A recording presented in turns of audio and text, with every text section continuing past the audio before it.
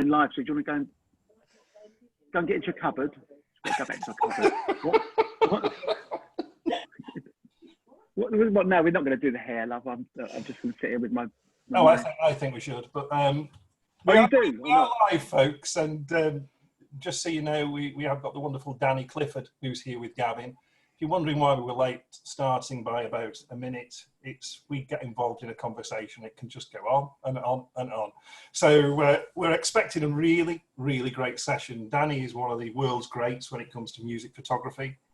He's also incredibly entertaining, and the stories just flow. So this is going to be the most amazing session. So thank you to everybody that's joined us so far. I know people will carry on dripping through the door as we go on.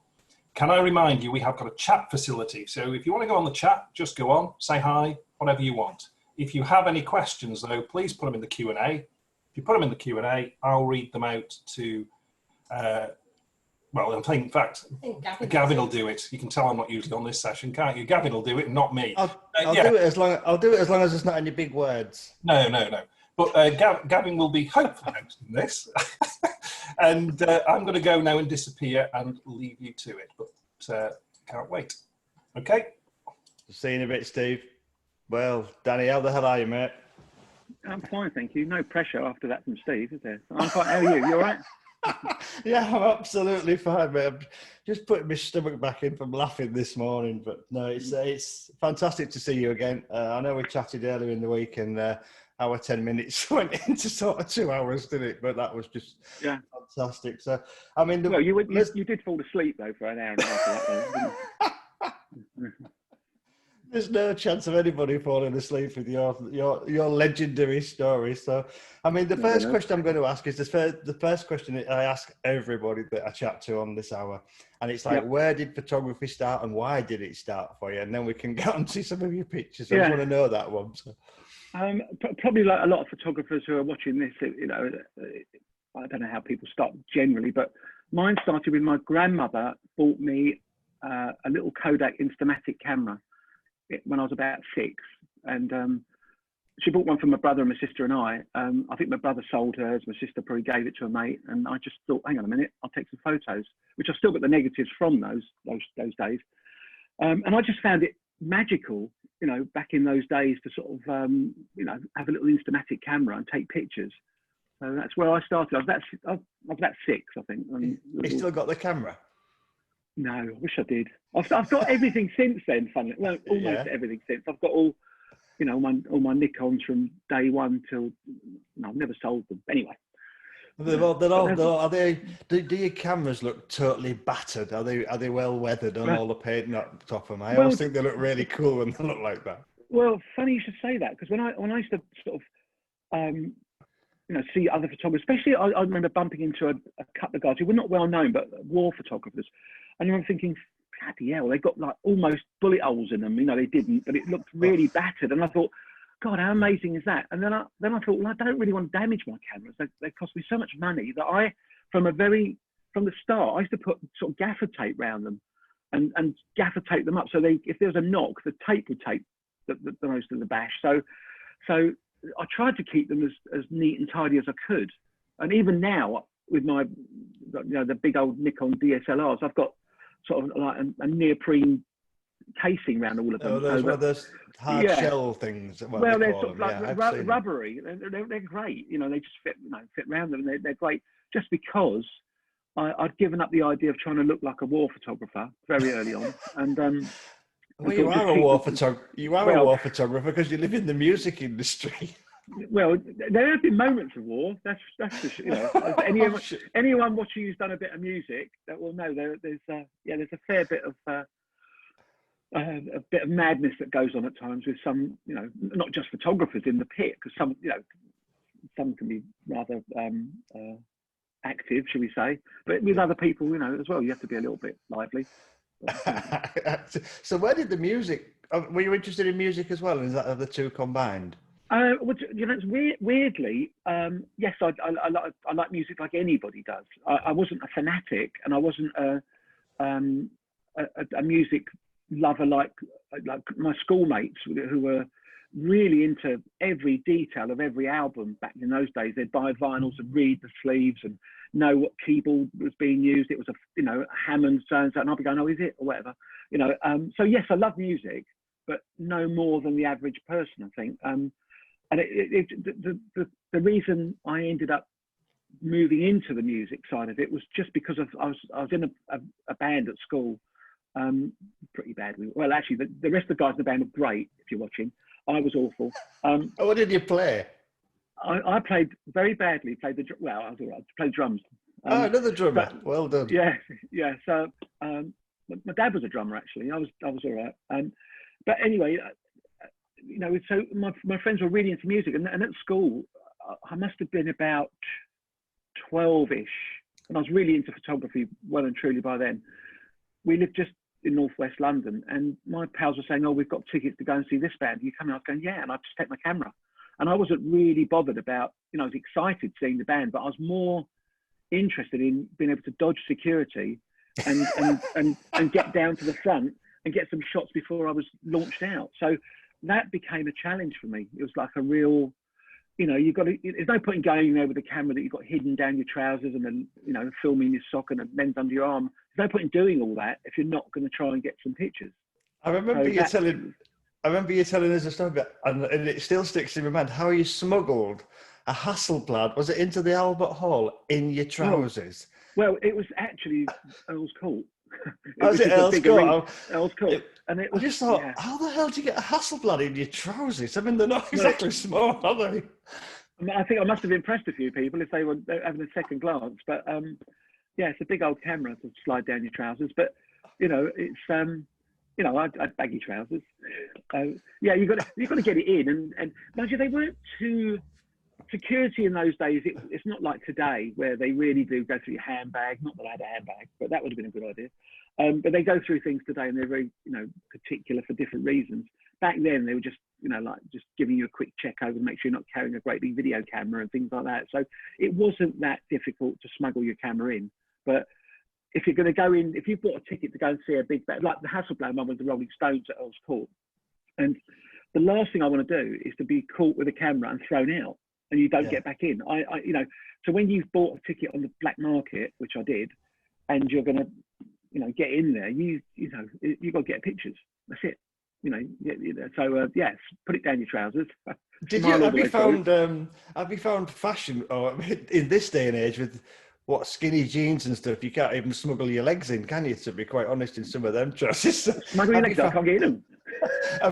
Have you found fashion helped in your smuggling of cameras over the decades? The flared trousers. We call them Lionel Blairs, mate. Probably. But it was probably me in the height of the summer wearing an overcoat that probably could have given the game away. Yeah. It looked dodgy at all walking in there then. Yeah, but the funny thing is, there was a time not long ago, and I don't want to go into that one now, where I had to get into the Albert Hall. And I've been official. I mean, as other photographers in the music industry, we pretty much get invited to whatever we want to go to within reason now. But there was an occasion about 15, 16 years ago where I had to get into the Albert Hall, where nobody was going to give you a photo pass. And I just thought, I've got to get in there.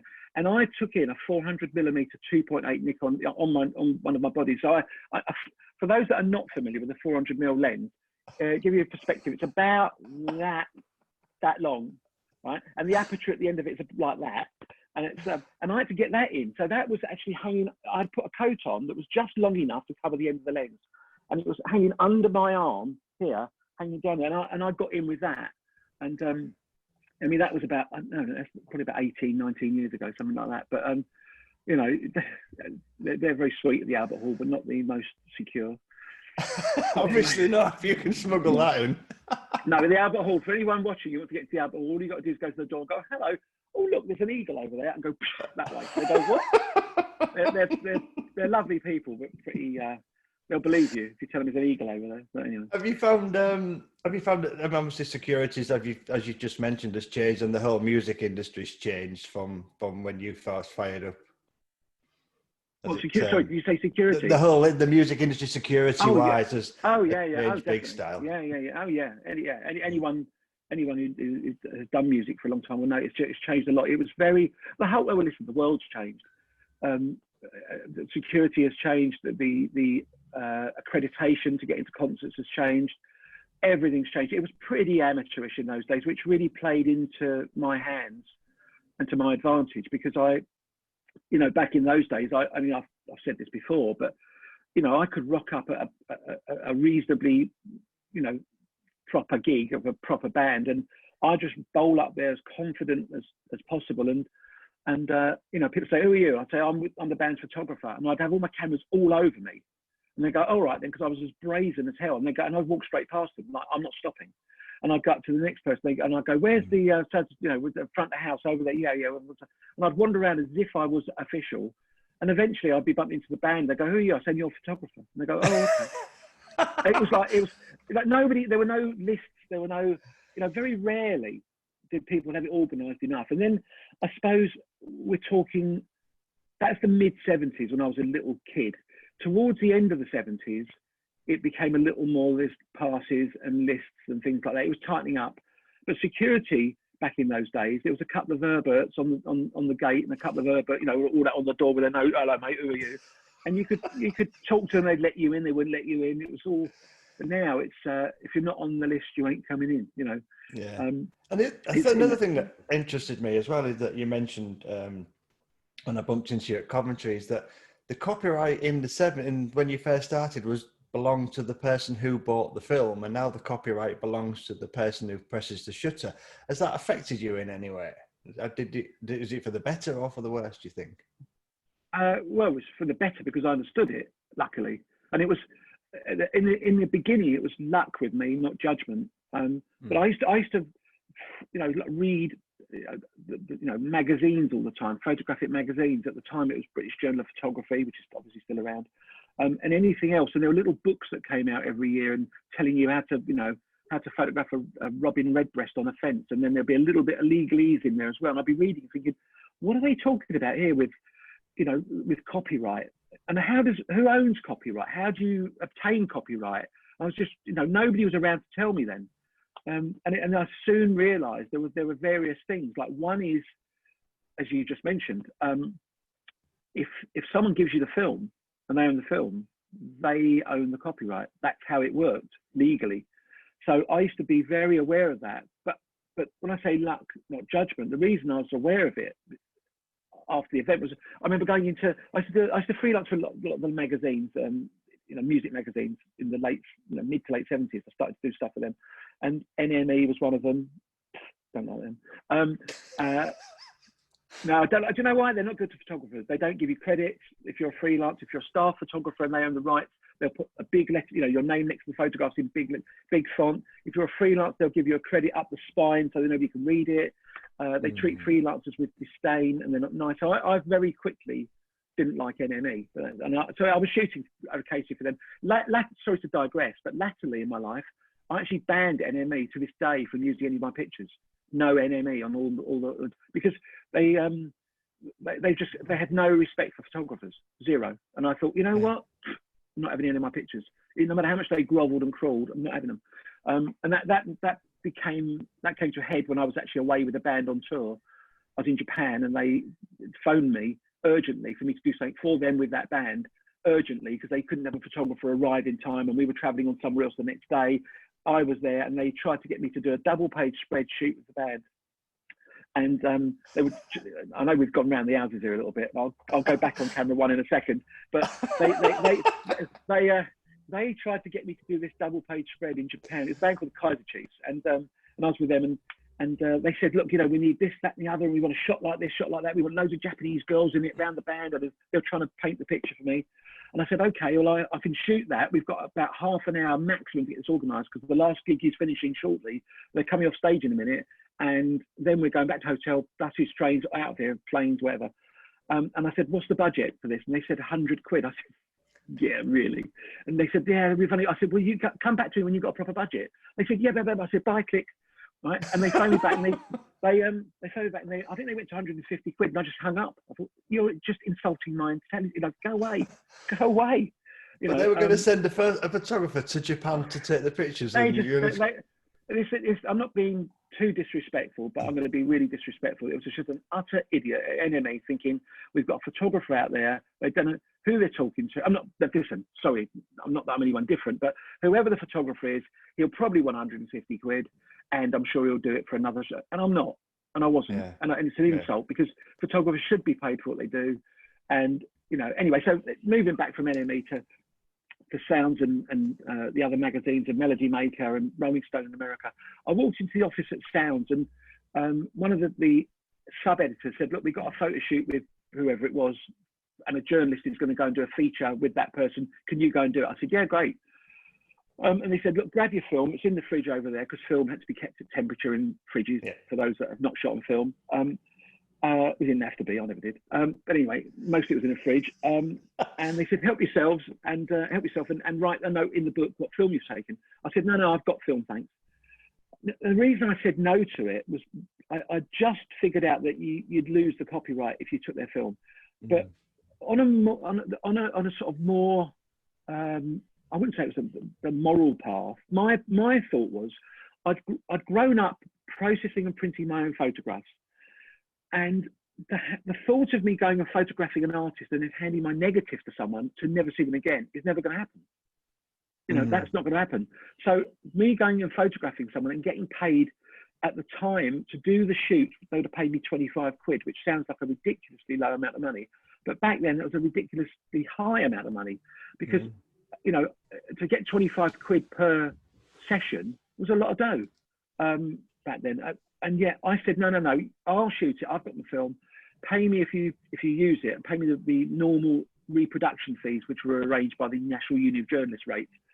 So I would get about sort of 3, 4, 5 quid if they used the pictures. So I had to make the pictures good, and I'd get 3, 4, 5 quid instead of the 25. But I kept my negatives, and I printed up 10 by 8 prints in the darkroom, rushed them back round to them before deadline, and hoped they used them. So that's how it worked. So as far as copyright goes, I didn't take the film from anybody, and I never relinquished my copyright. I never took the money either to be paid. Like some magazines would try and do that. So that stood you in good stead now, hasn't it? That really, because it's all to you, doesn't it? Yeah, luckily, yeah. I mean, I do have friends of photographers who jumped into it. Who I've got a good friend of mine who's no longer with us, sadly. George Bodno, a lovely guy, and George was. I was roaming around hitchhiking and didn't have a car at the time. Then I bought a Mini for 30 quid and I was that broke down every other day and overheated and conked out and everything. And George had a Jaguar. All right. Was he a producer? No, but he was taking the 25 quid. He was getting paid, but he didn't own the images. And later on in his career, he owned images. I'm sure he did. But I remember at the time George saying, "No, I'm getting paid to go," and I'm thinking. So, I'm going to share my screen and let's have a look. Talking of images, let's have a look at some, because you've sent me some over, and some of these are fabulous. So let's. I'm just going to share this, and I think we've got Bob up on first one, haven't we? Did I take that? I think you might have done.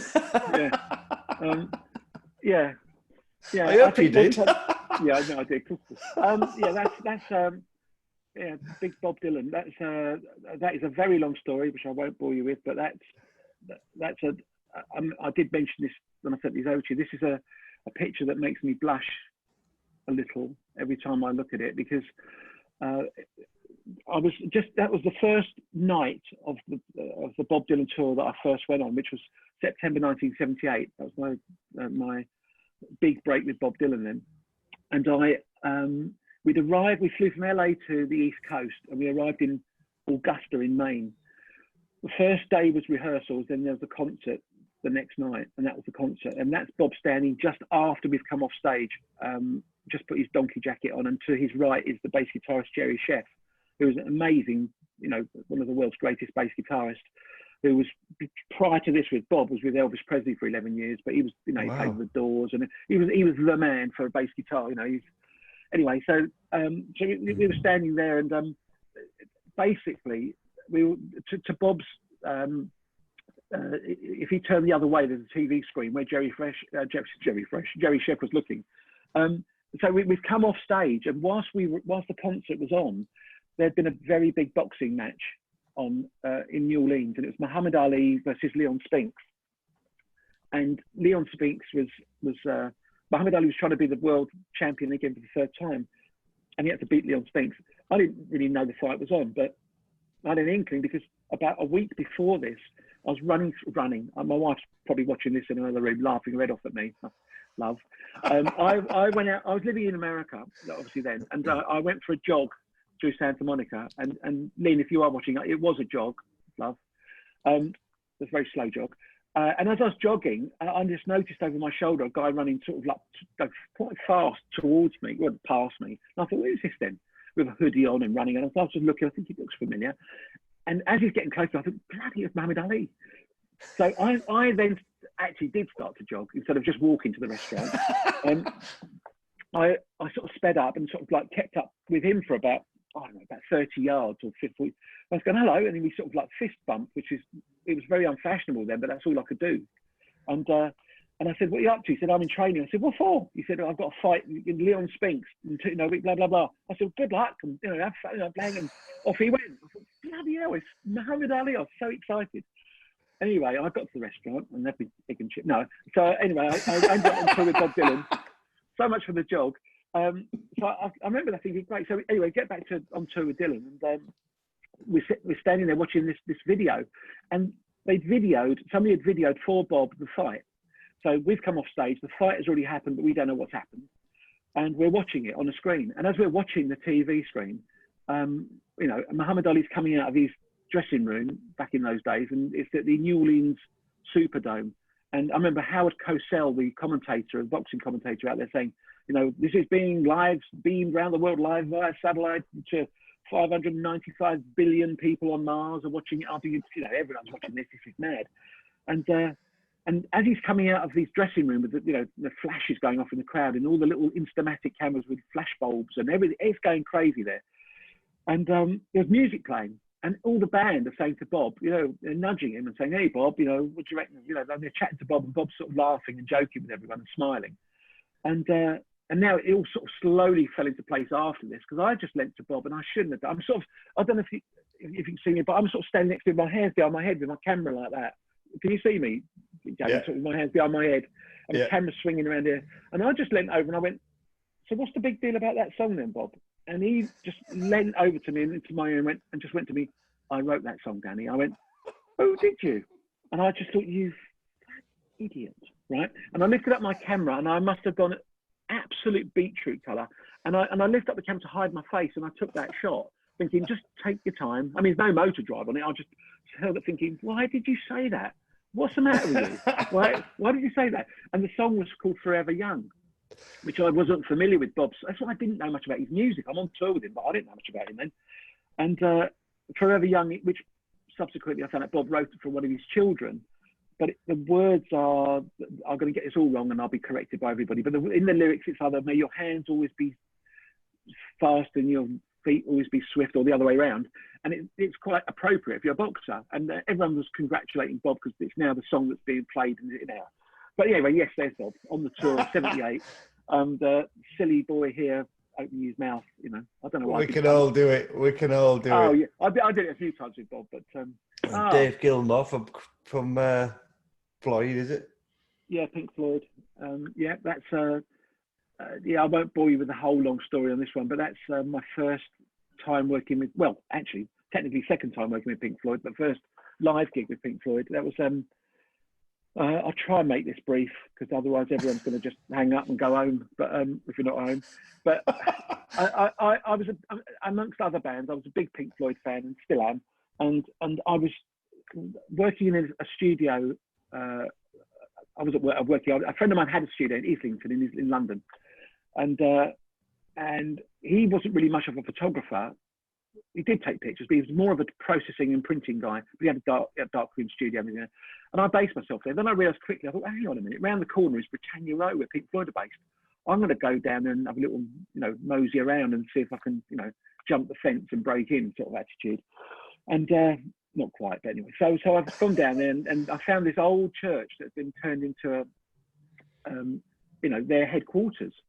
So I just thought, well, I'm going to go back and I'm going to just try to see if I can you know, do something with them. I don't know. I didn't know how I was going to do it. It was all sort of new territory to me to be a bit of a, you know, a Herbert and try and blag your way into things. Really, I was learning quite quickly that if you don't have a go nicely, then you're back of the queue. So anyway, I went to the door, and there's a buzzer on the door with an intercom. So I've buzzed on that, and I've gone, you know, hello. And the woman said, hello, can I help you? I subsequently found out her name's Linda Stanbury, and she's mentioned quite a lot in all the Floyd history.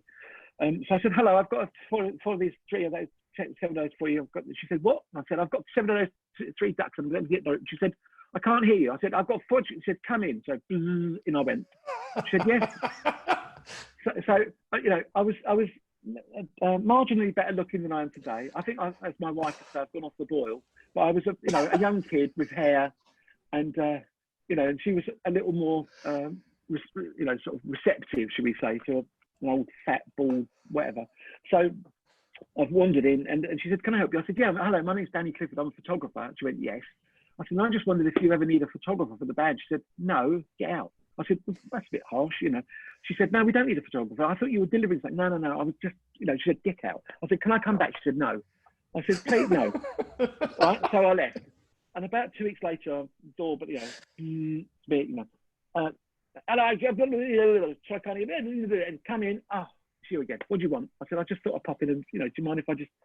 Anyway, she realised I was a bit of a cheeky chappy, and I did it a few times. And eventually, I let her. Well, she let me leave my pager number with her, which was basically before mobile phones, you could have a little pager from pager. Hell, I know, it shows my age. Yeah, I remember penny farthings. I do that. Right. So anyway, I gave her my pager number, which she reluctantly wrote down, and that's that, and off I went. So if she needed me, which she, as far as I was concerned, never was going to, she had to ring the pager company, say, please ring Linda Stanbury, and my beep would go off, and I'd get that message. I phone her. So anyway, a few weeks later, beep, message has gone off, and the only person who ever beat me was Lynn, my wife, who was my girlfriend. And I thought, boop, it says ring Linda Stanbury. I was up the road at the studio, ring Linda Stanbury. So I've rung her. She said, where are you? I said, I'm up a street, you know, up the road. She said, how quickly could you get here? So I said, 5 minutes. She said, have you got your cameras? I said, yes. She said, get down there. EMI is supposed to have sent a photographer to photograph the band with gold discs, and the photographer hasn't turned up. So I ran down there, knowing that the band are going to think I'm the one who's let them down, which is exactly what happened.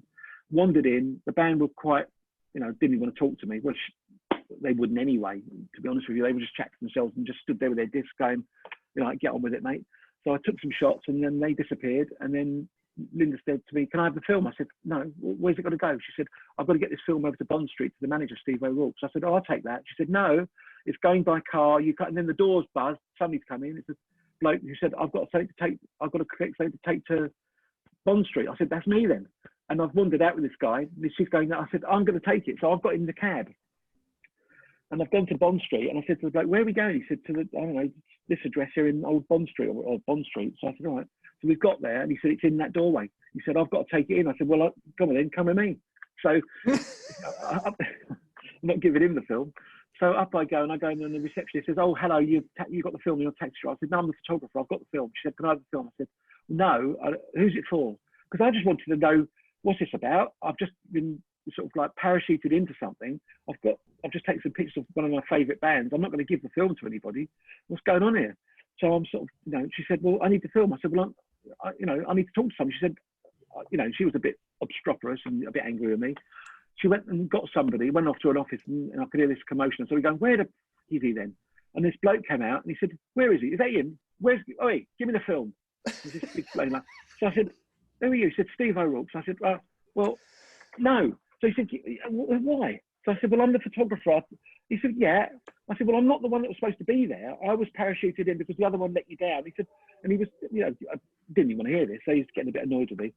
And as I looked to my right, there's a big poster saying Pink Floyd live at Nebworth, which was happening in a few weeks' time, about 2 weeks. And I was looking up going, so I said, is that happening? And so he said, yeah. Anyway, give me the film. I said, can I go and photograph that? He said, no.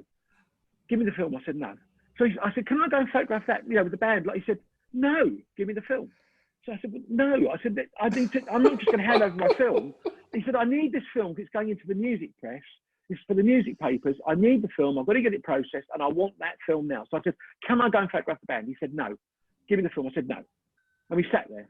And I sat there and he stood there and he looked at me and I thought, I'm not giving you the film. And he said, I said, can I photograph it? He said, if you give me the film, I said, promise me I'm going to photograph that. Shake my hand. And he shook my hand and gave me his word. And I went, all right then. So I gave him the film. It's the only film I ever gave away and I've never seen it since. Right. So I gave him the film, which is what happens if you gave your film away. And I got a pass and I went to Nebworth, officially photographing Pink Floyd. And that's a shot from that gig. And I thought to myself, after that's how I don't know, you have to be, is tenacious the word? I mean, I could have got a punch in the mouth, but I would. I'm not trying to punch him back, but you've got to be tenacious and just think, well, you've got to understand what's going on really. And it's no skin off his nose if I photograph the band. And as it happened, they were quite happy I did. They wanted to see the pictures.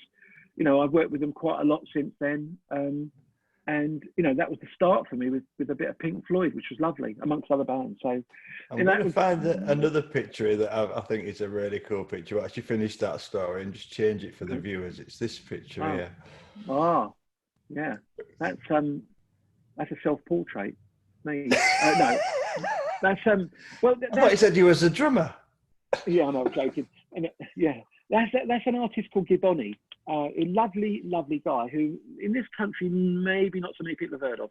He is enormous in Croatia, Serbia, what was formerly Yugoslavia, Austria, Germany, and other countries around that way. He fills stadiums, like arenas. Arenas really not safe. He's crowds of 20, 30,000, and he is such a lovely guy. And I was asked to do an album cover for him, and he came over for me to do it here. And we met in a studio in Battersea called Sphere, which is a great studio. And my mate Andy Wright, who's a fantastic record producer, one of the world's greatest, put me in touch with him in the first place because he was producing the album actually. And he said, okay, what are we going to do? And I thought, well, I don't know what we're going to do. I was trying to get an idea of what the album's going to be about, which I knew, I heard the music. And I thought it's got to be quite simple, but I was charging them a reasonable amount of money, to say the least. And we wandered round. I said, let's go round there's a pub round the corner. I said, let's just go round there and sit down for a minute and have a chat. So we wandered round to the pub and there was a bit of available light coming in from the right, just literally, where he's looking, the direction he's looking pretty much is where there was a window with a bit of daylight coming through. I said, just sit there in that chair a second there and just, you got a guitar in that case, grab it a second, just, start playing Post Impact for me or whatever you want to play. And, which he didn't know about. So he sat there and within about 30 seconds, I took the shot and I thought, that'll do. That's it. That's the album cover. Right? And I thought, I bet they choose that. But I had to spend the rest of the day really justifying my fee. We've shot here, we shot there. We did loads of other sort of setups and bits and pieces. And it just made me laugh because it's a simple thing. I mean, the other stuff we did was a bit more complicated in different places. But you know what? The simplest things that's what you've got to do. Available light coming through a window, and you're going to say keep it simple, aren't you? No, I'm going to say less is always more. Yeah, exactly. Well, exactly. And it was just literally a window coming through that pub window, a lovely leatherback chair, and a simple sit down there, Gibboni, and hold the guitar and bang, bang, bang. It's literally like that. And the album's called 21st Century Man, I think. And I should have sent you through the album cover, but it's a really nice cover, and it's just shows you some of the simplest stuff. It's just easy, really. Available light is one of my. Sorry, go on. I do think people massively overcomplicate lighting. Oh, don't they? Yeah. Available light is one of the favourites for me. Oh, absolutely. I'm just thinking 21st Century Man, is that a follow-on from T-Rex's 21st Century Boy? As you grow up Probably, yeah. Probably. But do you know what? Talking about available light, I find it really exciting with a bit of available light and just a little, when I say a reflector, an A4 bit of white paper as a reflector. Anything, if you can get it close enough, I just put a little bit of gentle daylight back into things with a for those that are bored enough to listen to me, a little bit of polystyrene, a sheet of polystyrene costs bugger all. And what you can do with that as a reflector is fantastic. With it's really quite exciting when you're actually using. I mean, I use a lot of available light because one thing about available light, it normally looks believable. I know that sounds a bit odd, but I find if a light looks believable in the picture, then the picture is more believable. And I'm a big curtain shutter. It sounds a bit dodgy, that, doesn't it? But I'll just close curtains to get a streak of light. And then you can just move people a little bit in and out of it, and you just get some fantastic lighting. And as you say, a bit of white something, even a white T-shirt with somebody got and stood out the shot, can bounce light back in, you know. Yeah. Simple. Yeah, lighting. Exactly. No, I totally agree. You know, it's that available light is bloody marvelous, and you're right. You can really play around with it. It's dead easy. It's lovely, and it's natural. That's what I'm gonna move to this picture as well now, because we've got I think we've set about 30 odd pictures here, but this is the story you told me about. This just made me cry. So let's go through this. Not this particular picture, but this shoot. It made you cry. I'll tell you what. If it hadn't happened the way I made it happen, it would have made me cry. But we'll start with what I hadn't told you is that I think the night before that, I was with Pete Doherty and Baby Shambles, which was always an entertaining, no sleep, madness event, with usually involving me photographing people with hypodermics and crack pipes and police, blood, fighting, arrests, everything else. You know, so that was the night before, right? I remember getting back thinking, right, there's a royal wedding tomorrow, which I'm going to go and photograph. And I left home around about 2 a.m. to get to the spot in London that I wanted to get to, because you can't just rock up at a reserved spot. It's just not going to, you know, we've talked about millions of people in London to watch the royal wedding of Kate and William. And so you got to just be there, get there. So I took a little thing to stand on, which was only about 8-9 inches in a little step to just give me a little bit of advantage over people. I don't want to go on a ladder and get knocked off it. So I've turned up and parked about 2 miles away from where I need to be, because that's the closest you can get. Cordons were there to stop you driving anywhere closer from security point of view. I've got all the camera gear I want. I've got a 400mm 2.8 again with lens hoods on it. I've got an 80 to 200 on my, you know, it's all the Nikon gear. Thankfully, I love a bit of Nikon. And always have been a Nikon boy. And it's robust and useful. I'm surprised you haven't got a sign behind you that says Nikon. Yeah, right. I just love Nikon. Yeah. So, where is that sign? Anyway, so and I've got a wide-angle lens as well on another body. So I've got there, and as I got there, there were about 3-4 rows of people in front of me anyway. So I got there about 3 o'clock in the morning, or 3:30, and there's already about 4 rows of people waiting there. And the sun's up now; it's coming up, and I'm thinking, oh God, you know. So I've gotten to my little spot, stood there, and then I'm surrounded by hundreds of thousands of people. You can't move out of the spot you're in. So luckily I've got my spot. But anyway, as the sun's come up and early in the morning, the police, you know, everyone's there, and there's people going backwards and forwards from the Buckingham Palace down to Westminster Abbey, doing trial runs, security, you know, people from Buckingham Palace, not, you know, royal family or whatever, but backwards and forwards. And all of a sudden, you know, I just realised as people were actually coming along, and it looked like members of the royal family, outer members of the royal family, you know, not the immediate, you know, the big boys and girls. I realised that people in front of me were waving things in front, like you can see in this photograph, like flags. And I joked with people. I said they were holding babies up. There were people holding kids up, you know, but I joked and I said there were microwave ovens, cars being held up, motorbikes, bicycles. Because all I remember thinking is, I cannot see a thing. And I've got to get shots, because there was, you can say the Union Jack flag or Union flag or whatever it is being waved around, and everything. So I thought, this is really difficult. So I've gone there to get one shot, and that is William and Kate in their carriage going past me at about, you know, 7 or 8 miles an hour, you know, which is the speed they're going to be going. And at that speed, you haven't got long to get a shot. If you think about it, if you put your hand up and went, okay, that's 7 or 8 miles an hour, like that, you know, you don't want to get in the back of their heads. You want to get them at 3/4 of perfect shot. That's what I've gone for. That's why I've had 2 hours kip, if anything, after being with Pete Doherty and everyone. And I'm there standing on a little box, if you like, from 3 a.m. till the wedding started, which was, I think they left Westminster Abbey at about 1 o'clock or something like that, or midday. So, you know, standing there, well, you know, if you need to have a wee, you've got a wee in someone's pocket in front of you, like you do at football. Only joking. So, you know, literally you're standing there thinking, this is, you know, you have to have the constitution of an SAS soldier or not. So So that's what I was facing that shot, as they were, and eventually I saw, as I was looking down the road, as the crowd left Westminster Abbey, and the coach was finally on their way with the open top coach with William and Kate in it, I was thinking, this is not going to end well. I've got to be a little bit inventive here, without being too violent. So I don't know whether you've got another shot there you want to move on to show how. Yeah, I think I have. Moved on, but that's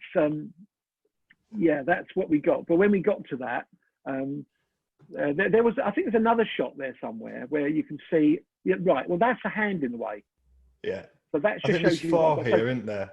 Well, there's that one as well. That gives you an idea, because it was literally, I've got the 400 mil with a lantern on it. I leant forward and I hit 5, 6, 7 people. I think with one bash, I hit them in the back of the head. All right, I leant forward and I went bang, bang, bang, bang, bang, and everybody ducked quickly, thinking, they thought, what the? And they're all looking back to see what it was, and the natural reaction was to go duck down. And as they ducked down, I just went, brrr, and got the shot. And so, yeah, I got the shot. That's one of them. So, I've got 11 frames a second as we do. And that's one of them that, I've got. So it was just, it's a matter of life and death. It's war, isn't it? So those poor people, I said to them after, I said, I'm so sorry. And they said, no, it's fine. It's fine. We didn't know what was going on. I said, so sorry about that. And I thought, well, I got the shot. They were so polite. So polite, everyone. So nice. Well, the British, we are fairly polite, the British. I know, but not one person said, what to do that for? They were going, they all thought they'd got in my way and hit my lantern. There's all right. They were sort of apology, but it was a quick bang, bang, bang, bang, bang on the back of their head, literally. And the weird thing is that the lantern on the back of on the Nikon, I've damaged it then because I've got to get it repaired. It's in 2 parts, and anyway, yeah. Sorry. And it made of aluminium as well, and you managed to smash it. It was the actual bit that held the 2 bits of the lantern together. So yeah, so that's the bit that broke in the middle. So it doesn't stay on the second bit of the lantern now. So I've got to send that off to Nikon. They'll sort that out. But I've never got round to it. But Fraser. So this is Quo, obviously, iconic bloody rock band from many generations. Yeah, I first started working. Well, I started working with them in. My eyes are watering. Are they? Sorry, not just because I'm laughing. No, yeah. Well, that's actually the last ever shot of Status Quo, the original members. That's the last ever shot, and that's. I started working with them in the 70s, and that is a very long story. Another day, I'll bore you with that one. Well, in fact, no, I won't bore you. I'll leave you. I won't bore you with it at all. But that was at the end of a tour when the 4 original members, they were all suing each other big time. The 2 on the right, suing each other. Francis on the right and Rick Parfitt in the middle, who's no longer with us, were being sued by Alan and John on the left because the guys on the left had left the band in '84 for different reasons, and Francis and Rick wanted to carry on as Status Quo, and these 2 on the left said, well, it's our name as well, you can't do it. So they ended up in the High Court for about years. They were suing each other and rowing or whatever. So it was never going to happen. They were going to get back together. And then suddenly they agreed. Francis didn't want to do it. Did you, Francis, if you're watching? He was quite anti it. I think we might even have, I don't know if we're going to have got the Quo boys watching this today, but we might have Bob Young creeping on there somewhere who co-wrote all the, I don't know, if not, you'll watch it later. But anyway, so they agreed to do it, and they did a very brief tour, and they all got back together and hugged each other. So the tour was a brief. I was the official photographer on that tour. They did it twice, funnily enough, a year apart, because it was so good the first time they did it again, and that was it. So this was the second time that they did their original members back together, and this was the last gig. We were in Dublin, and we were going down to the stage in the lift, and it was like showtime. Let's go. And we jumped into the lift. And they weren't standing where they're standing. They were like, Francis was over my shoulder to the right, and Rick was facing the wall, looking at the lift, and John was chatting to Alan. And I said, quick, because we had 2 floors and about 15 seconds to do this. And I literally pushed them over there and said, quick.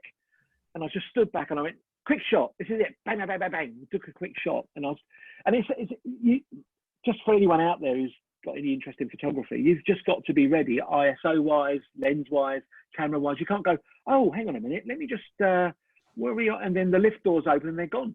You know, they're not going to wait for you. So, you know, just be ready is the interesting thing on that. And that was it. And the doors opened behind me and out we went and onto stage. And that was the last gig they ever did together. And Rick's dad, he died just sorry. Is this picture from them on the actual stage then? Well, that is the last live shot of them together. And that was, again, let me just tell you, look at Francis Rossi, who's second from the left. Yeah. Rick's loving it, John's loving it on the right, and Alan's loving it on the left. Francis is looking at me like he wants to shoot me because I said to Francis before that, I said at the very end of this gig, this is it. So I'm going to get on the drum kit and I want you to turn around and look at me and I'll do a band shot at the very. This is it. And the band said, "Great, let's do it." Francis said, "I'm not doing it." I said, "Why not?" He said, "I'm not turning my back on the crowd. I'm never going to do that." I said, "You do it throughout every gig. You turn around and face the drummer. You know, what's the difference?" He said, "I'm not doing it. I'm not doing it." I said, "Francis, why are you so awkward?" He said, "I'm not awkward. I'm just not doing it." So I said, "Okay." So I got onto the drum riser at the end of the gig and they were facing the audience. And as they turned around to walk off, I went, "Rick, John, turn around." And they turned around and Alan turned around and Francis turned around reluctantly and looked at me as if to say, "You fucker." Right? And that's what he's doing in that picture. And afterwards, he looked at me, he went, "I didn't want to do that." I said, "Well, did it hurt? You know, idiot." You know, and it just made me laugh. But I think they used that they used all of these in the book they produced just after that tour. But anyway. Well, let's have, I mean, I don't know where to start. There's millions of pictures in here. I mean, what's this one? This interested me. Yeah. Well, obviously, music is what I'm known for. But I through music, you meet a lot of people, and I became quite good friends with Barry McGuigan, boxer, and Barry started looking after a young kid called Carl Frampton, who became world champion. And that's Carl standing up there. And I did Carl's fight, and shot his fights for him. And Carl was not supposed to win this. And he's fighting against a guy called Kiko Martinez, Spanish guy. And this was in Belfast at I think it was the Odyssey Arena. And it was literally, everyone expected Kiko Martinez to retain the belt.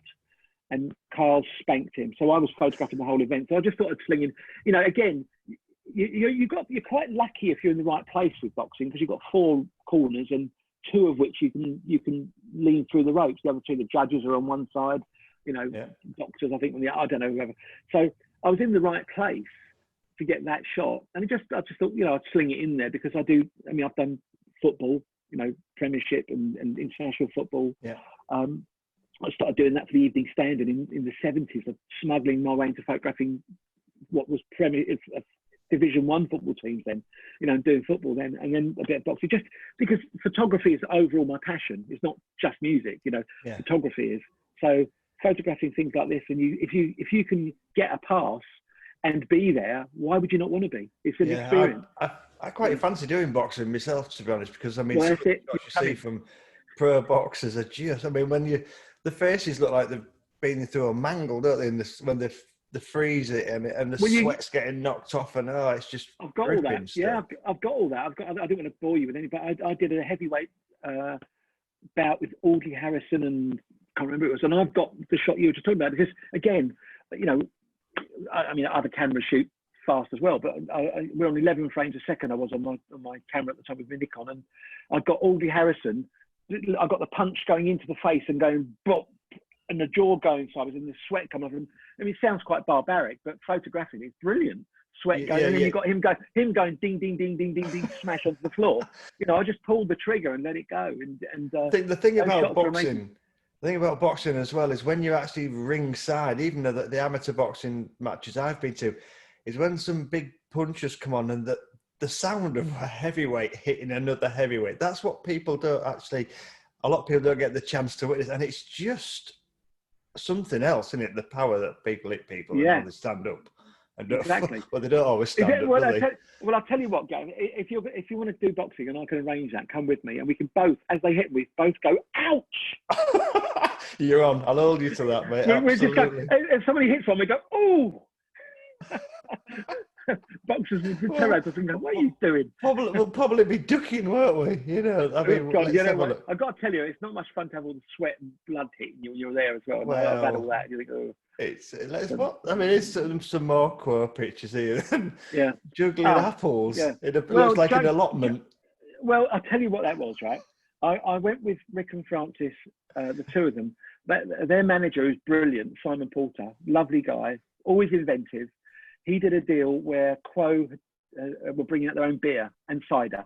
So he did a deal with a brewery down in Gloucester, Worcester, wherever we were. So we went down there. Excuse me, I'll have a slurp. Thank you, Lynn, for my coffee. She's a good girl, my carer. She's gonna have a go at me about that afterwards. So yeah, you're dead when we finish on it. Listen. Talking of Simon Porter, their manager, I walked into a meeting with Simon Porter, Quo's manager, and I've been announced by his secretary, Danny Clifford, here. And she said, "Just go through." He said, "Come through, Danny." So I said, "I hope it's all right. I've got my carer with me." He went, "Carer? Where?" And he stood up and wandered around. He went, "Oh, hello, Lynn." And she went, "What did you tell me your carer for, you idiot?" You know. But anyway, so we were down in Gloucester, Worcester, and we had to do some shots of Rick and Francis at the brewery. So we went out and I don't know why we went to well, actually, what that was one of the orchards where they were growing apples for the cider. And there was some sort of discussion going on way a few hundred yards over to our right between Simon, the manager, and a few other people, and there was a press officer down there for the brewery, and there's some, Anyway, so I was with Rick and Francis juggling, and I said, "Who's the best juggler?" And Francis said, "Me." I said, "Rick," he said, "No, it'd be me." I said, "Come on in." So I grabbed a load of apples, and I said, "Come on in." So it was the start. So Rick was eating them and juggling and eating and larking about them. And then I don't know whether I sent you it, but then there was the shot also. I said to Rick Parfit, I said, "Should we go?" He said, "Yeah," he said, "Where should we go?" I said, "Well, let's just thumb a lift." So he started hitchhiking. Did I send you? I sent you that. Did I say, "Oh yeah, he's up with the lifter." So Rick stood by the road and said, "Come, let's get out of here." So we just thumbing a lift from any old farmers going by, but no one stopped for us. So I just nobody stopped. Status quo stood on the side of the road and a car didn't come past. Well, what would have been funny is the funny thing is Rick would have got in it and I'd have gone with him because we were just larking about. We'd have just gone because. Somebody would have been able to dine out on that forever as well. Yes, you won't believe what's just happened to me today. Just picked up a status quo on the side of the road. But the weird thing is, I wouldn't have got into any trouble for it because it was Rick doing it. So Simon Porter, their manager, would have gone, "Where the fuck have they gone?" But my life has always been just go with the flow. Go, wherever you're going, whatever's going on. I'm actually, again, without boring too much, I'm actually in the process of writing a book on the band Baby Shambles, Pete Doherty and Baby Shambles. And the first part I'm writing about was when I first met Pete Doherty, which was, I was with Shane McGowan, and we were in a dirty little seedy pub in North London. And I sit with Shane, who drinks for Britain and Ireland, with a pint of gin in his hand. He said, "Come on, let's go." And another singer was with us called Bap Kennedy. And I said, "Okay." He said, "You got your car?" I said, "Yeah, I've got a car." So we got in. I was in Lynn at the Discovery. So I got in that, and Shane jumped in it with Bap Kennedy. And I didn't know where we were going. So and Shane's got a megaphone with him. He was larking about in this pub with a megaphone. So Shane's singing Pogue songs because Shane's from the Pogues. And, he's singing out the window in the rush hour in North London, singing Pogue songs. People in the pavement walking along going, "What the fuck is that about?" And we're going along, but I had no idea where we were going. And I didn't want to say, I just go with the flow and take photos. So this would have been one of those situations where had someone stopped, and where we would have ended up in someone's house somewhere having a cup of tea with them, and I'd have photographed it, and it'd be another one of those mad times. And if with a bit of luck, we'd have gone to someone's house who's got an acoustic guitar, and Rick would have been playing and singing, And then Simon Porter would have been on the phone going, "Where are you?" I'd have given him the address. He'd have picked us up and dragged us back to the orchard, So it'd have been one of those, So anyway, so. We've obviously got a classic Freddie picture here, haven't we? It's just an iconic. His style, his boots, his short mic stand. I mean, it was all part of Freddie, wasn't it? Yeah, absolutely. I mean, that was actually 1980. I took that one, but I met him in 1976 originally. I don't know if I sent you the pictures from that, but I met him under the stage in Hyde Park in the I think summer. you haven't sent me the picture, but I know which picture you're talking about. Oh, right, I should have sent it to you. But it's on my website if anyone wants to be bored enough to look at it. But I met him, that was taken in Los Angeles in 1980 at the Forum, Los Angeles, on a bit of the US tour, West Coast US tour, which I did with them. But yeah, I met him in Hyde Park, and I sort of smuggled myself into a concert at Hyde Park, and the band were about to go on, and it's sort of like, you know, massive crowd in London at Hyde Park, and the sun setting slowly, and I've sort of looked under the stage, which was you know, in those days the stages were not like they are today. It was a sort of like, you know, a strange looking thing with scaffolding all underneath it, which they still had, but I could see under the stage, I could see a light going on under. I thought, you know, being the photographer, half police dog, half biscuit I am, and I've wandered thinking, what is that down there? So I've got my camera, I've wandered, stepping over the you know, the scaffolding, and wandered down to the very, you know, to where it was happening, and there's Freddie, you know, and he's in his boiler suit on a platform, a little platform, with that microphone, that type of, you know, that short, not that same one, but the short standard microphone, and he's being handed the mic, and he's chatting away, and I just walked boldly up to him and said, "Hello, who are you?" And he said, "I'm Freddie. Who are you?" So I said, "I'm Danny." He said, "Nice to meet you, dear boy." So I said, "Nice to meet you too." So I said, "What are you doing?" He said, "I'm going up there." So I said, "Oh, there's a hole in the ceiling." So I said, "Oh, lovely." I said, "Can we do some photos?" He said, "Of course you can, dear boy." So I took about 7 shots of him, and you know, we chatted briefly for a moment, and he was chatting to his assistant there. He was more interested in what the assistant was saying than chatting to me, I think. Although I was prettier than I am now, so he might have been more interested in chatting to me. But and all of a sudden I hear the band start playing up there, and then the next thing is, and I said, "Have fun," and up he went. And he said, "Bye." Up he went and onto the stage, and then I wandered out from there around and photographed the show. I wasn't alone at that show as a photographer, because I found out that friends of mine, Dennis O'Regan, a music photographer, was also out the front photographing it. I think another great photographer, Chalky Davis, was out there photographing it. There were a few out there photographing. You know, there was a little crew of photographers in those days. We all knew each other well and got on rather well.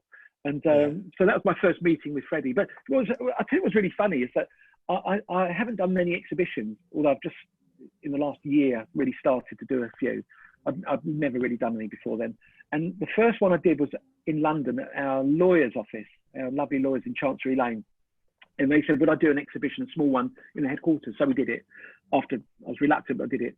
And when I was doing it, my youngest son, Sam, I didn't know this, but we put a screen up in there as well in one of the rooms, so people could see sort of like videos being played of some of the bands that were around the room.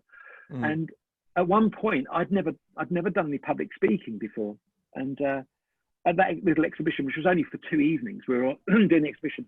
My son said to me, "Do you want to just chat to the crowd for a minute?" So I said, "Oh, okay." So I went to a room, and somebody sort of banged a glass. It was one of those, and Danny would like to, address you. Big deal. Like, I thought, oh, God. And all of a sudden, somebody asked me it was a friend of mine, Mick Flynn, said, "Oh, tell us about how you first met Freddie." So I was telling you, and then the next thing I realised that my son Sam had found a YouTube clip, which he put on the screen, of Freddie coming out of the stage, which he'd found. And I didn't know this existed, but there was the actual, there's me down below the stage, Freddie's going, chatting, up he goes, and then Sam has put on the screen up there. So there's the photograph over here of me talking about me and Freddie, and then they all turn around, and there was Freddie coming up on stage and going straight into whatever, I can't remember the song it was at the time, but that was him, and he's unzipped his boiler suit that he put on down and on with the show. And it's just, to me, it was like the first time I'd seen that since '76, weirdly. But yes, that's Freddie, and it's funny you mentioned you didn't realize On With the Show, I think, was Freddie's last song, wasn't it? Oh, was it? The show must go on. The show must go on, that's it, yeah. And I think it's such an iconic piece of music, knowing what he knew was going to happen to him. And how they made the video, and I've watched a bit of that, and what an absolute showman he was right to the very end. He's phenomenal. Yeah, phenomenal. Yeah. I mean, it's really, really what a band, what a show. I mean, the band, all of them, just phenomenal. Quite incredible. This is Bob Geldof. It took me a while to realise who this was. It's Bob Geldof, isn't it? That is God Geldof himself. Yes. Yeah. That's him. Yeah, that was. yeah, that's again a very, very simple photo. I mean, it probably looks it actually. Everyone's going to be going, yeah, of course it is, mate. It is simple, but that was as we said earlier, simple less is always more. Yeah, I mean, it's a very simple thing. It was just obviously I was shooting on black and white film, probably Tri-X, Kodak Tri-X. We're in the dressing room on tour in Wales, and Bob was sitting in. I was sitting in the dressing room, and I think at the time it was like I remember having a Nikon F2S and a 105 lens for that. I remember that being my favourite. I mean, it would be a 105 because that's a kind of a lovely little portraity lens. Anyway, I remember looking and Bob was sitting there looking in the mirror, and that is the mirror in the dressing room, and he was sort of sitting there looking at himself. And he said, "Oh God, I look tired." I said, "What do you do?" So he said, "Yeah." I said, "Well, pull your face apart." He said, "What do you mean?" I said, "Put your hands up and pull your eyes." He said, "What, like this?" I said, "Yeah, stay there, bang, bang, bang." And that was the light from the actual around the mirror in the dressing room. Just dead simple stuff. Nothing else mucking about with it. Just that's it. And it's just one of those portraits. And he was, I mean, we had a long conversation about why he was tired and how he was tired and what's going on, which I won't bore you all with right now. But yeah, it's just a very simple portrait, a black and white portrait. I watched a great documentary about the Boomtown Rats. I don't know if it was on BBC4 or one of the TV channels, but it was how massive they were, especially when they conquered America, and how iconic it was for where they came out when they came out of Ireland or Northern Ireland, wasn't it?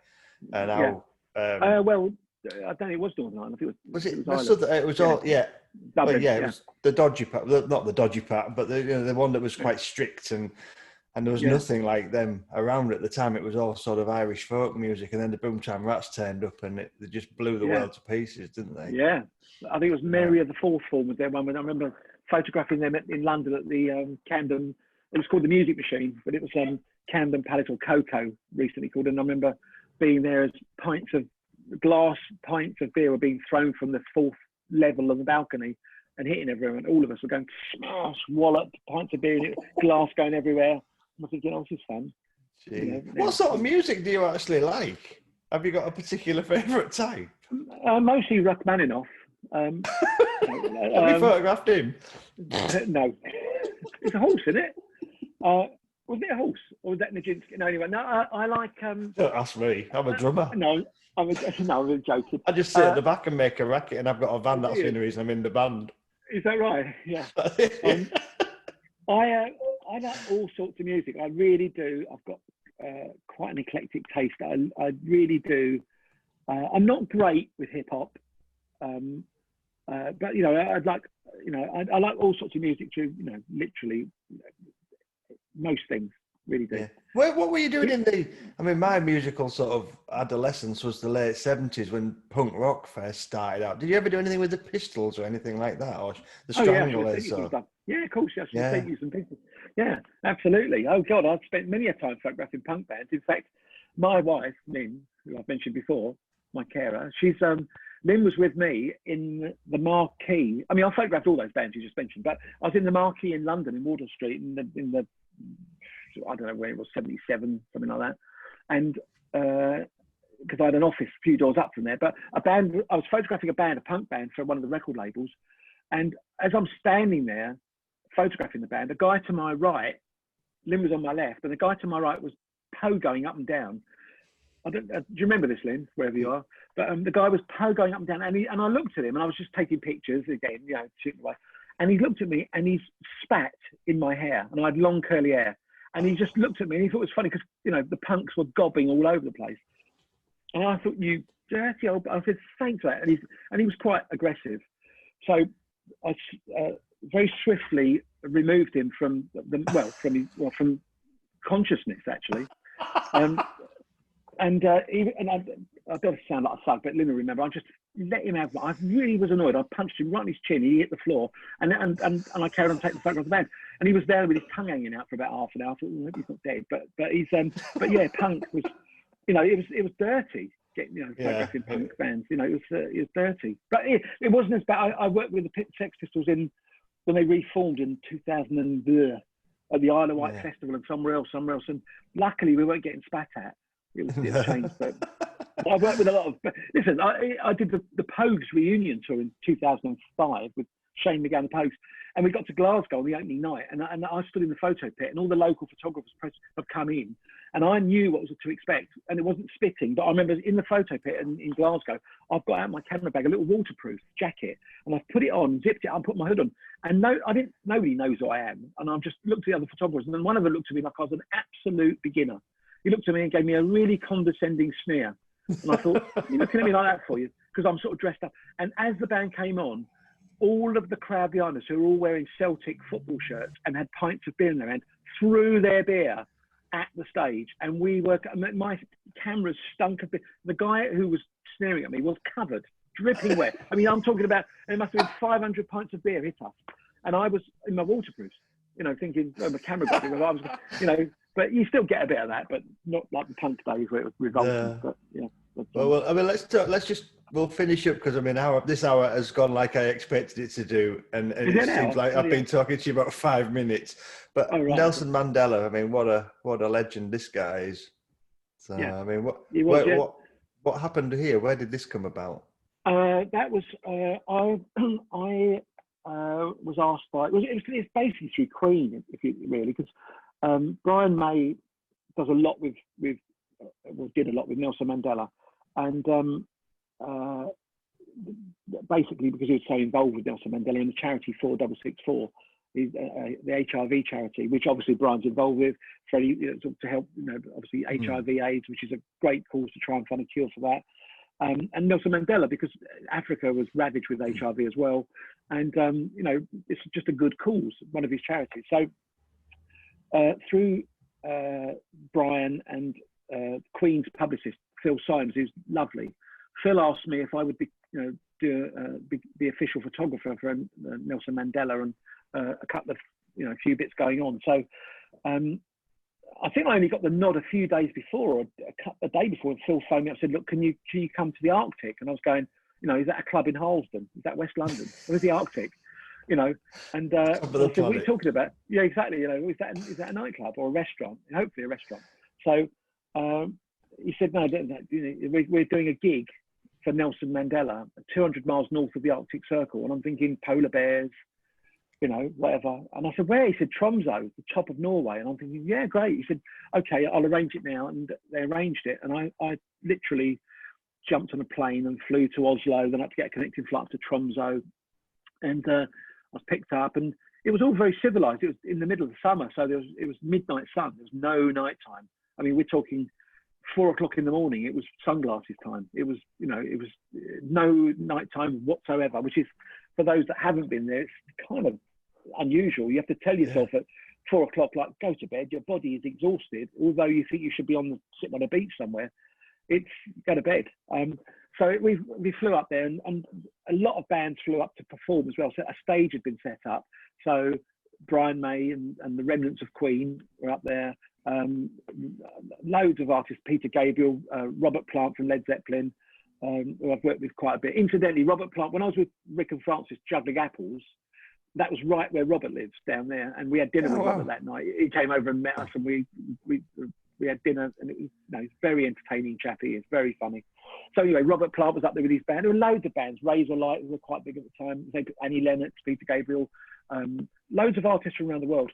And President Mandela was flying up from South Africa the following day. So we got all organised, and I was, say, official photographer with another photographer, a friend of mine called Dave Hogan, who's absolutely wonderful. Dave shoots.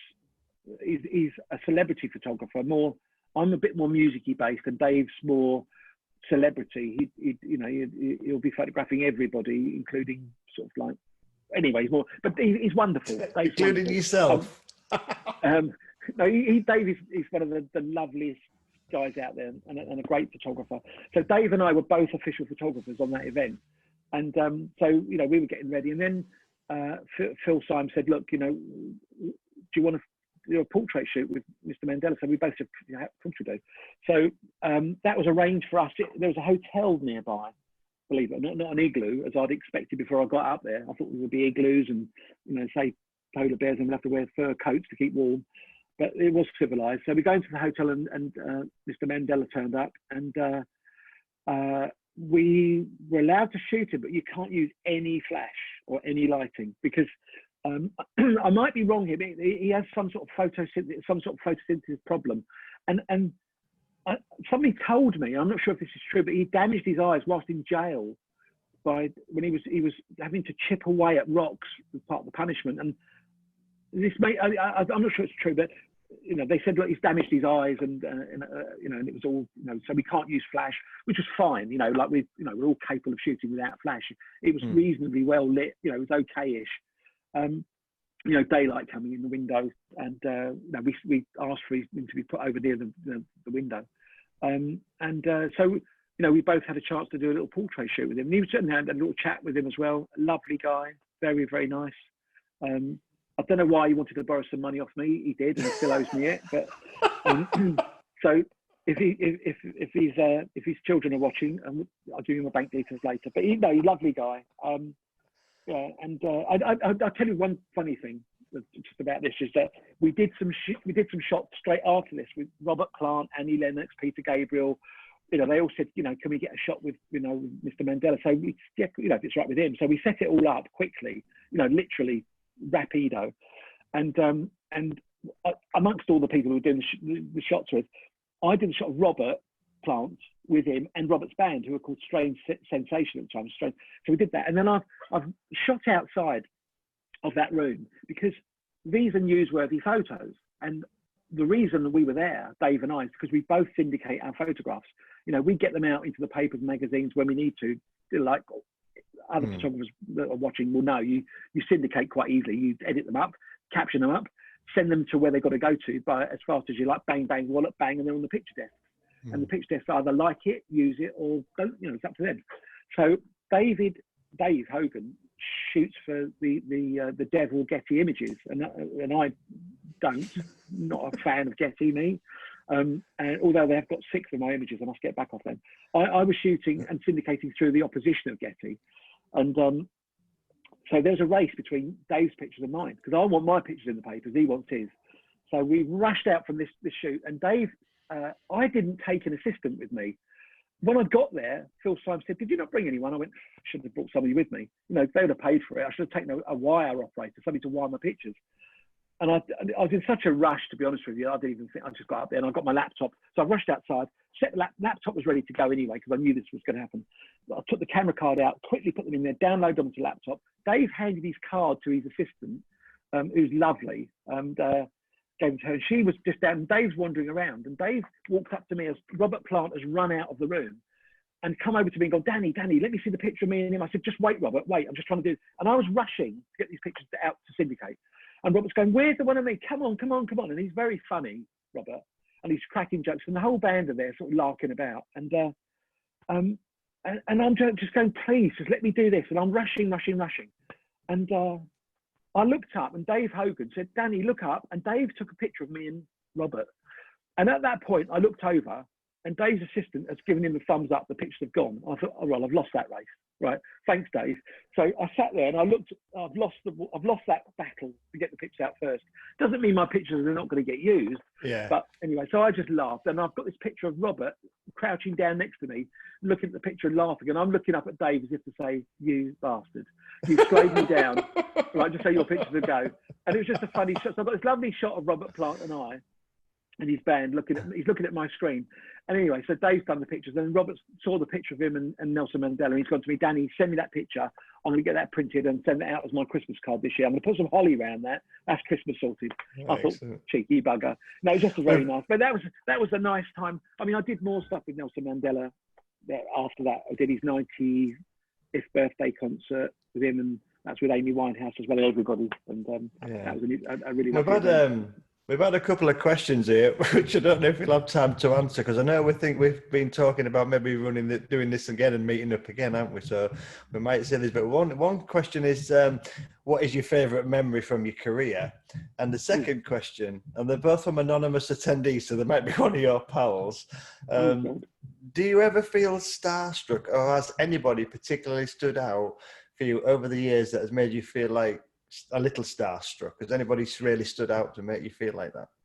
Okay, right. When I was younger, I don't know if I don't think I was starstruck. I was excited to be with these celebrities, with the artists. So it wasn't really starstruck.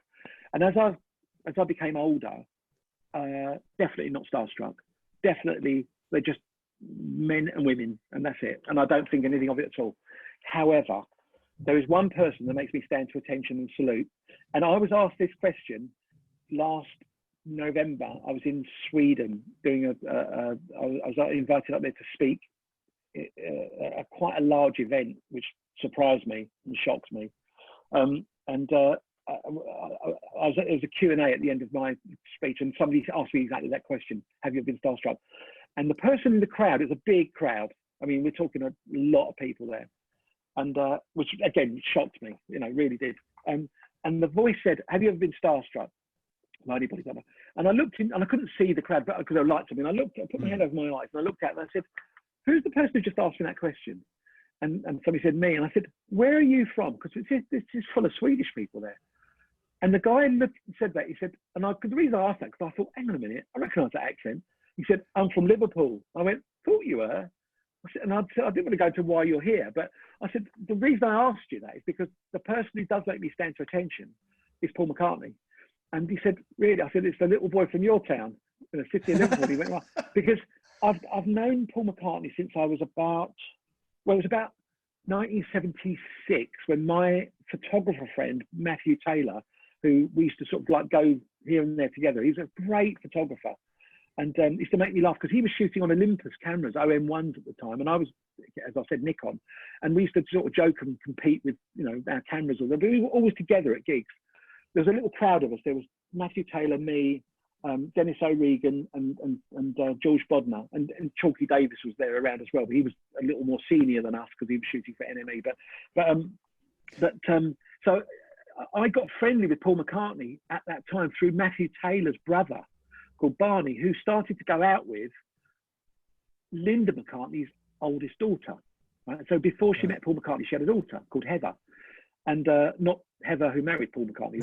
So through Matthew and Barney, I ended up with Matthew and Barney going round to Paul McCartney and Linda's house in St John's Wood.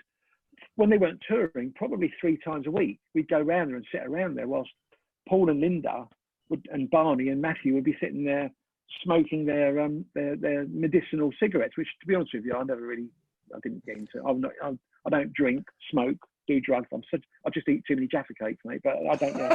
So and this chocolate. But I stopped with that as well. But so I bet you're right. I bet your rider looks interesting then, doesn't it? Yeah. 47 boxes of. Yeah, exactly. Belgian chocolate of the finest. No, not now. So, and I don't get a rider. Since when would I get a rider? So, yes, anyway, you're as famous as everybody else now. Oh no, I'm not, mate. So infamous. So I am. So I go and sit every day, and around at Paul and Linda's house. I got to know them very well. But even when I was round there, I mean, James, Paul and Linda's son, was about 6-9 months old then, and I do James his photography when I'm invited. Even now, I mean, James, his manager, Adrian, who's lovely, good friend of mine. He gets me in to do bits with James and through Paul McCartney, and we do stuff now. But James was a baby, so I'll be sitting around there with Paul and Linda and James the baby and Stella and Mary. But even now, when I was working with James recently, I'm getting to my point now, is that we did a little UK tour, and we ended up in London, in Camden, and Paul had been on tour, and he flew back in from Russia as a surprise to get to James's little gig in London, in Camden. And he's arrived there, and quietly and to cheer Paul on. James on. That's the second one. Yeah, that's Paul just completely surprising James on stage. That's never happened before, according to Adrian Chandler, the manager, and unlikely to happen again. That's Ronnie Wood on the left from the Rolling Stones, and James on stage at this little theatre.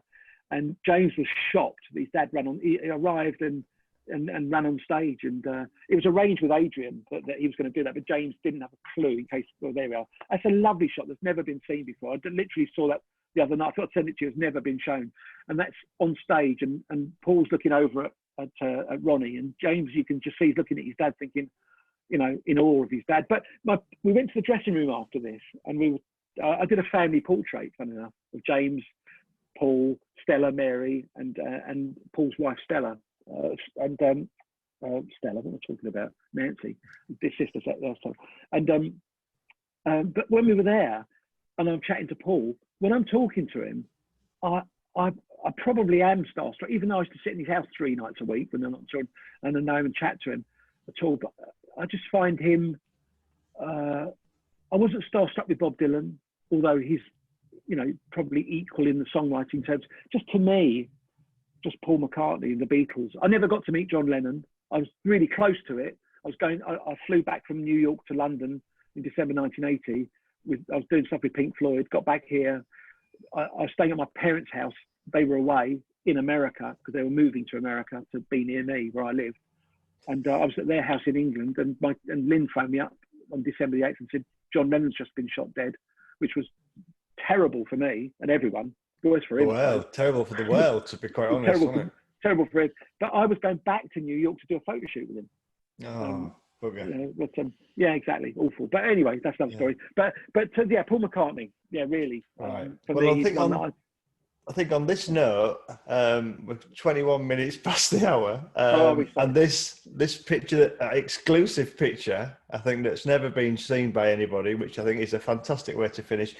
All I can say, Danny, is what an absolute pleasure it's been chatting today, and I'm sure there's lots of comments in the, you know, how everybody's thoroughly enjoyed it. We could sit here all day, so we'll have a natter again and see what we can do for another time. But no, thank you very much. I think Steve might be kicking around in the wings, listening. Well, I just want to just add one thing. Is that the funny thing is that Paul McCartney has got some of these pictures that he asked for, which I print everything on Epson printers, just to let you know. Just thought I'd just chuck that in there. And on Epson paper and Epson ink. Fully enough, so do I. But do you? But you know what? But Paul's got these on his wall now. And the actual fact, there was something in the press recently of him in his office with one of these pictures on his wall when he was interviewed by somebody else. But anyway, sorry. Thank you very much for this. It's been a pleasure of mine to be on here. Really appreciate you chatting to me. No, it's been absolutely unbelievable, as I knew it would be, to be honest. And I managed to say something which I was surprised at. I can't count, Gavin. This is the one talk where you've got the least words in. 17 in total, I think it was. Have you been counting them? 17? Oh my goodness. I think what's interesting, having spoken to Danny a few times, is all these stories and how they connect. I mean, you've not touched on it, Danny, but of course, the Paul McCartney connection led to your first shots, didn't it? Inside a theatre, was it with Jimi Hendrix, if I remember right? No, it wasn't Jimi Hendrix. I think he died while I was at school. What are you referring to? When you got all the beers and went past. Bob Dylan. Jimi Hendrix. I was at school when Jimi Hendrix died, but yeah, it was Bob Dylan. How I got on tour with Bob Dylan. That's another day. That's the beers, yeah. But this will be part 2, folks. I think we're still in the planning stage for the time, but it's possibly going to be an evening. So it's been great. I mean, you could literally just sit and listen to this all day with no hassle at all. Absolutely fascinating. Very, very grateful for your time. Know you're very busy, Danny. We know the sort of pressures you're under. And it's very nice of your carer to give you an hour and a half off as well. I'd like to know where my bloody breakfast is. I don't know where Yeah, people won't understand this, but it's better than the lockdown hair you showed us out earlier. So. Yeah. Yeah. Exactly. If she was here now, I'd show you again. Where are you, Lynn? Where are you, Louise? Yeah. It's been a great morning. Really, really grateful to you both. Absolutely fantastic. Wonderful. Enjoy the rest of your day. Enjoy your weekends. We've got more webinars next week, and obviously Danny will be returning in the near future. So watch for the date, folks. Thank you, Danny. Thank you. Bye. Thank you very much. Bye-bye. Thanks for that. Bye, guys. Bye.